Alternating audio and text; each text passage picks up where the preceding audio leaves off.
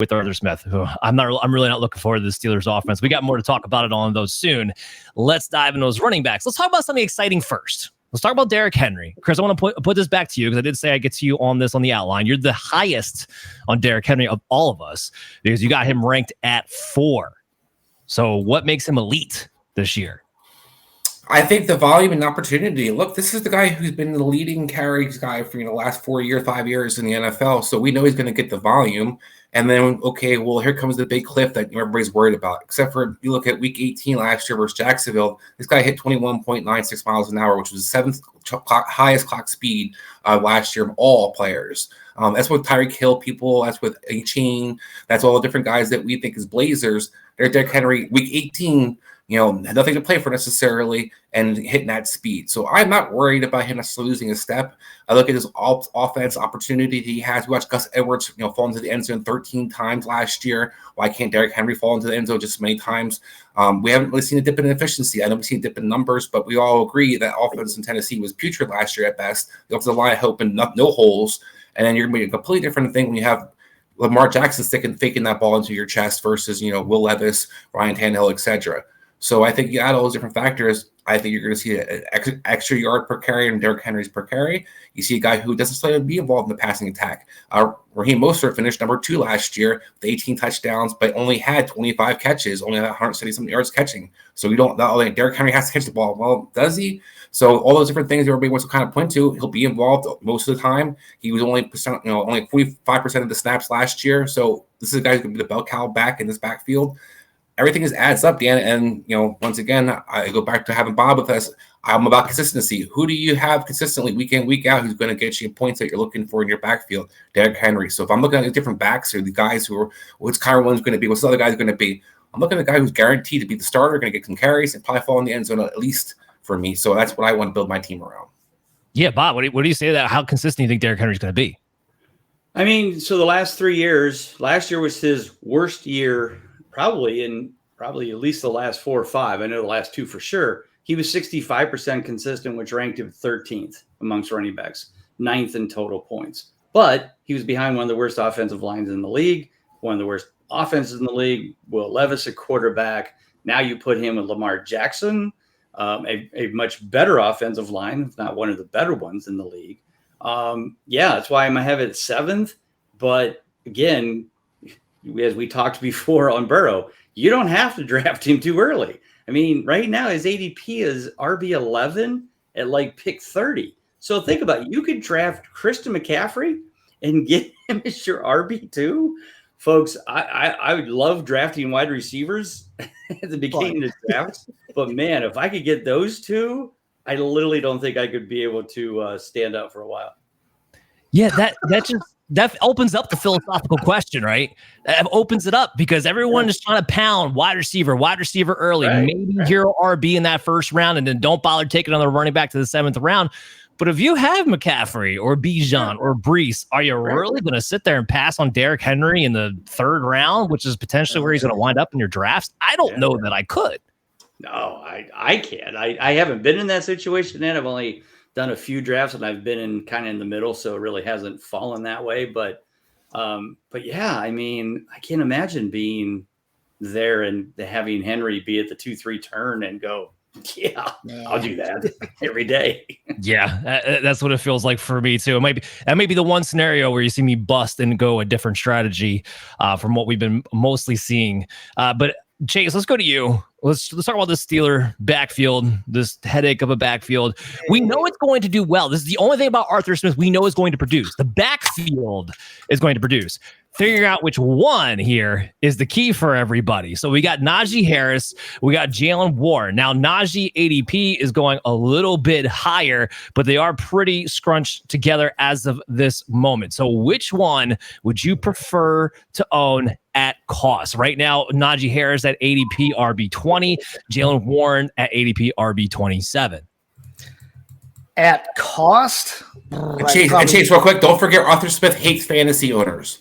I know. Yeah. I should be remember my mantra. Forget Arthur Smith. FAS, baby. No, listen, I've got Najee ranked 29th. I've got Jalen ranked 35th. So actually, Jalen Warren's going more about where I've got Harris ranked. So at cost, I'm probably more likely to end up with Warren. But between the two, I think Harris ends up getting you more fantasy points this season. I think we, people forget that this is not necessarily a backfield situation that has to be Harris is the pounder and Warren is the pass catcher. Najee Harris had 94 targets is a rookie campaign. I mean, this is a guy that can catch the ball as well.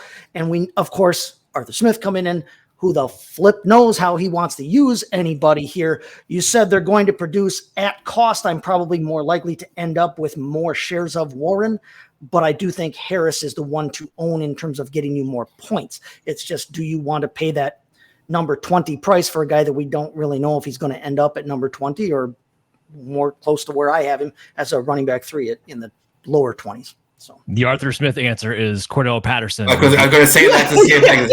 So let's all draft Cordell Patterson. Go find somebody to use Calvin Austin in the backfield or some stupid shit like that. Yeah. Bob, who would you rather have, man? A few weeks ago, when I actually put out the guide, there was actually a bigger gap between Warren and Harris. It was like 30 picks. Now it's down to 18. In the book, I said Warren was my man because it was 2.5 rounds later, right? Now that it's a little closer, I'm undecided. But here's what I will say on behalf of the defense of Najee Harris. They didn't re-sign him. They didn't give him his 5th-year option. So guess what he's motivated to do? He's motivated to produce because he sees a contract somewhere. May not be with the Steelers, but it's going to be somewhere. If he produces, he gets paid. I like players that are in that situation. Jalen Warren is a youngster who's also going to get paid at some point too. But, and so again, I haven't been in a draft where I really have even looked at either one of these guys yet. But I'm not totally down on Najee Harris. I'd rather have him as my running back 3. That's for sure. Yep. And Warren as well. If I can get one of those two as my RB3s, well, let's say I do the McCaffrey Henry, and then wait a while, and then I get 3 wide receivers. If I'm looking at Najee as my RB3 or Warren as my RB3, yeah, I feel a lot better about that. Or put him in a flex or whatever. But I'm not as like I said before, I was about Warren, but now it's a little bit closer. Now I'm kind of like, I could go either way. It just depends on how the draft plays out. Yeah, I've been very much on the Harris train from the get-go. I have him ranked at 22. I got Warren back at 35. So a little bit lower than ADP when it comes to Harris, but I'm significantly lower than ADP when it comes to Warren. I trust the prototype that is Harris with Arthur Smith more. He tends to favor those bigger backs, especially in the red zone. And Bob, you brought up the great point of, I do think the fact that he's going to be a free agent this year matters. One, they don't care if they use him up. They're not going to bring him back anyway. Yep. And we've seen that play to the benefit of running backs in the past. I also like to point this out because I feel like people have forgotten about this. Harris was the RB9 from weeks 9 to 18 in the second half of the season last year. Like, this is not a washed up. This is not a Josh Jacobs. We're questioning how efficient can you be. He was still producing like a really good running back with terrible offensive coordinator play with Mason Rudolph as the quarterback. Like, I'm not big on Russell Wilson. I think he is cooked, but he's definitely better than Mason Rudolph. I'm not going to go that far. So from all those standpoints, I am going to pay up more. And now your point is actually closer gap anyway. Pay up more for a Najee Harris than wait on a Jalen Warren, because a Jalen Warren is the type of guy I look at Arthur Smith and go, I don't know. Maybe he'll use you in the passing game. Maybe he won't, because this is Arthur Smith that we're talking about here. But I think a good conversation to have there. We have a similar one going on with the Browns now due to different reasons, because we don't know exactly where Nick Chubb is going to be. Guys, just going to put a little shout out here. I think the last week of July, we're going to have Dr. Brian Scott on. We're going to talk about all the major injuries for all the teams going into the training camp. So make sure you tune in for that. Nick Chubb definitely going to be a big part of our conversation. Now, with us guys who aren't medical experts here, we have to kind of make the best of what we can when we're projecting this out from a fantasy standpoint. Chris, I'm going to throw you a curveball here.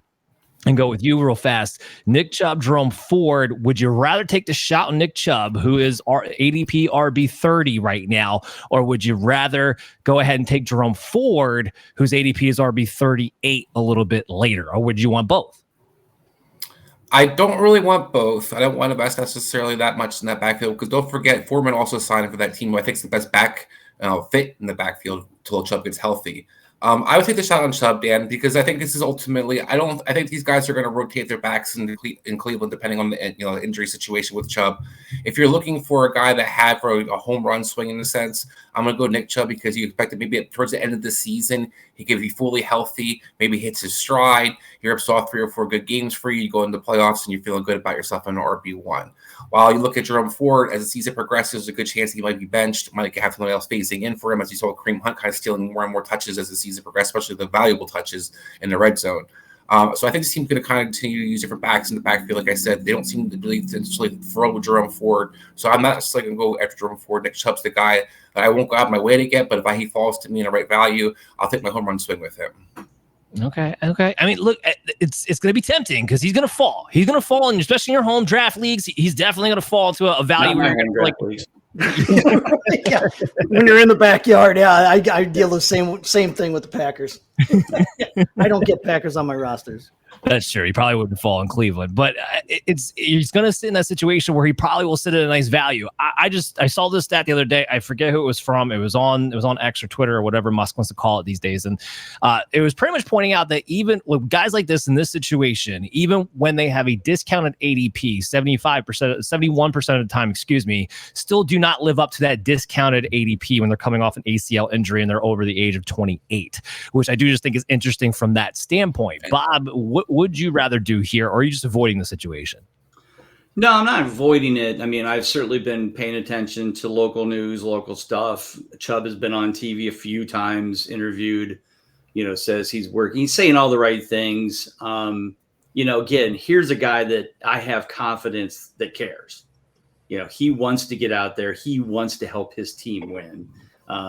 He's not packing it in or playing the, a woe is me card.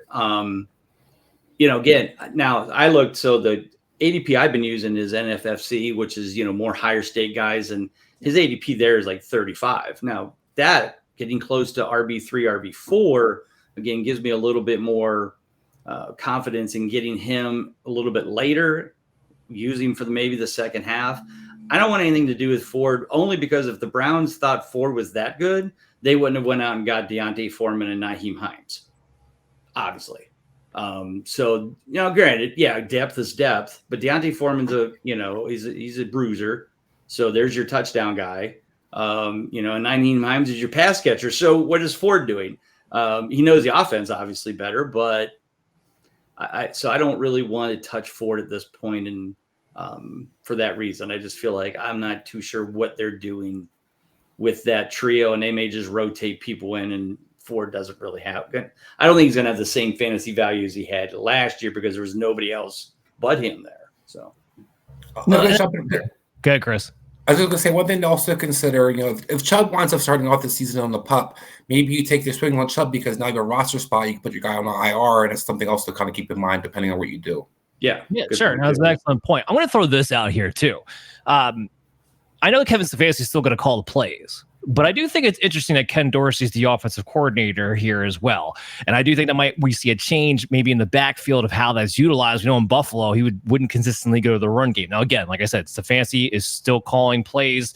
It's still going to be ultimately his system. But I do think that was an indication that this team is trying to be a little more pass heavy to begin with anyway. So if you're not taking a shot on Nick Chubb, and it might be a committee, I don't know how much I care about the backup running backs. Speaking of more splits, here we got the Cincinnati Bengals in this one. So we have Zach Moss right now. He is going ahead, of course, of Chase Brown. His ADP sitting somewhere at RB27, and Chase Brown sitting somewhere around RB33 as of the moment. I am not big on Zach Moss. Okay. First of all, I know he had a nice little stretch one with the Indianapolis Colts, and it lasted for about 4 games, and it was all wonderful. And it's the only time we've ever seen Zach Moss do anything of note. And I think he came back down to earth when he had his second stint when Jonathan Taylor got hurt later on in the season when he had to replace him between weeks 13 and 15. And in those 3 starts, he went back to, I'm super inefficient. 2.56 yards per carry, 3.86 yards per target. It was RB 34 on a points per game basis during that stretch. And just outside of those starts with the Colts, this is a guy who's lost his job, even when healthy, to guys like Devin Singletary, who is a serviceable back, but is not a stud. It was supposed to be given the job.